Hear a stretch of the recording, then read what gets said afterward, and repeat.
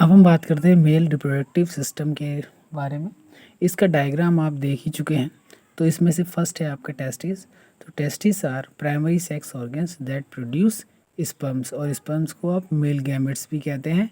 And male hormones, hormones में हम बात कर चुके हैं कि मेल हार्मोन्स को आप एंड्रोजन्स कहते हैं, और एंड्रोजन्स का एक एग्जाम्पल था आपका टेस्टेस्टेरोन्स।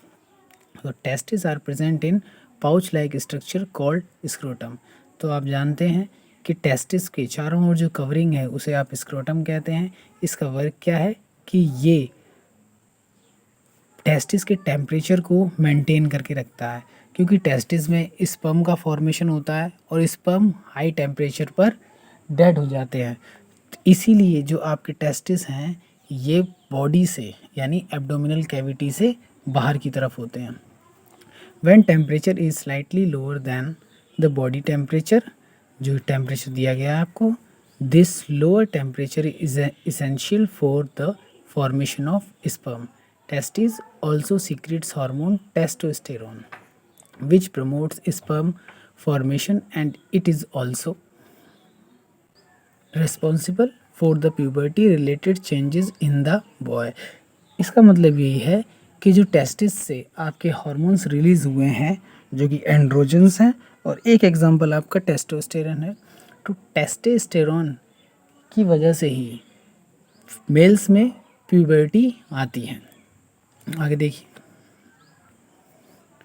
Each testis internally contains many chambers, और ये जो चैम्बर थे इनको आपने टेस्टिकुलर चैम्बर कहा था। इन टेस्टिकुलर चैम्बर्स के अंदर ही सेमिनिफेरस ट्यूब्यूल्स होती हैं। ये बात हम डायग्राम में देख चुके हैं। The wall of these tubules is called germinal epithelium. ये जो आपकी सेमिनिफेरस ट्यूब्यूल हैं इनकी जो वॉल होती है इसे आप जर्मिनल एपिथेलियम कहते हैं, और इसी जर्मिनल एपिथेलियम से मेल गैमेट्स यानी स्पर्म का फॉर्मेशन होता है।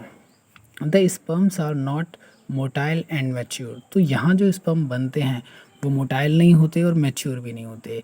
इनकी मोटेलिटी के लिए और मैच्योरेशन के लिए सेकेंडरी सेक्स ऑर्गन्स क्या रेस्पॉन्सिबल होते हैं। These sperms are therefore sent to a very long and highly coiled tube called epididymis. Inside epididymis, the sperms get matured and they acquire motility. अब आप देख रहे हैं वासा डिफरेंस। इसे हमने डायग्राम में वासा डिफरेंशिया भी लिखा है, ये दोनों एक ही हैं।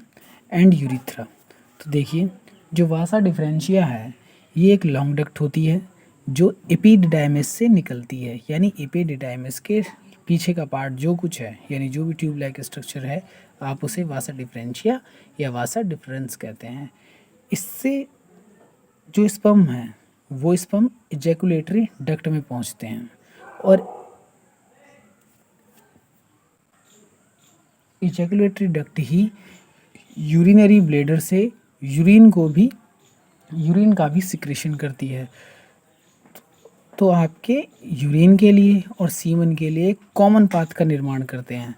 तो the combined duct is called urethra, यानी जहाँ से आपका यूरिन और सीमन दोनों पास होते हैं उसे आप यूरिथ्रा कहते हैं, और इसका सही नाम यूरिनोजेनिटल डक्ट है।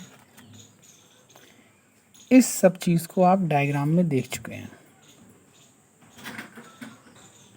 अब हम बात करते हैं सेमिनल वेसिकल पर। तो आप जानते हैं कि इनका नंबर 2 है, और ये एक सैक लाइक स्ट्रक्चर है जिसके अंदर जो आपके स्पर्म्स हैं वो स्टोर रहते हैं और यहीं पर ये न्यूट्रिशन गेन करते हैं। बाकी आप यहाँ से पढ़ सकते हैं। अब आप देख रहे हैं प्रोस्टेट ग्लैंड।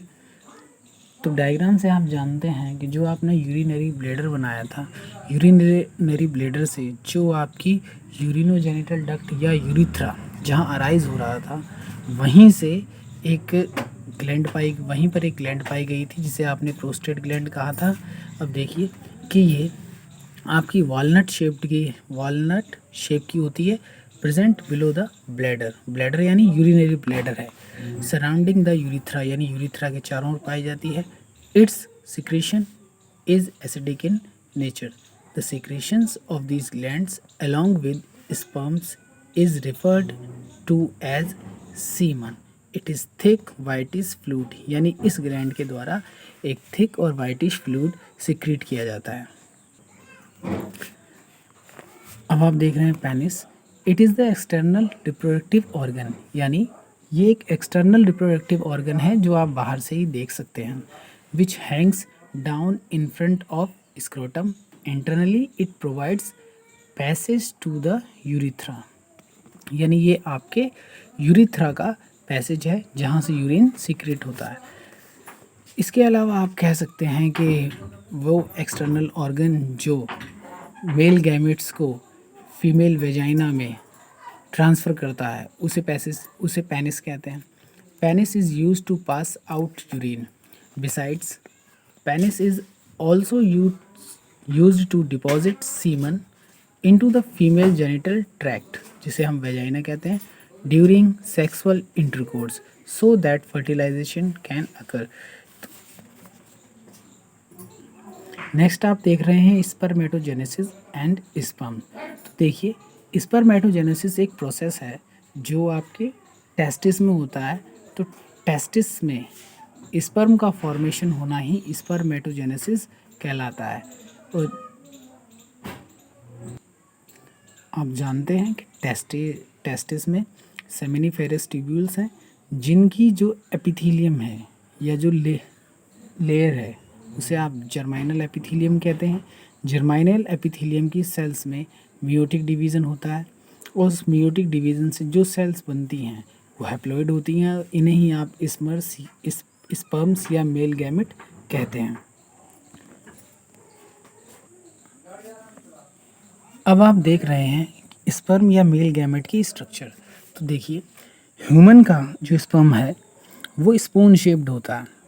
यहाँ पर ये जो चीज़ है इसमें ये स्ट्रक्चर जो बनी है इसे आप कहते हैं एक्रोसोम। और इस एक्रोसोम के अंदर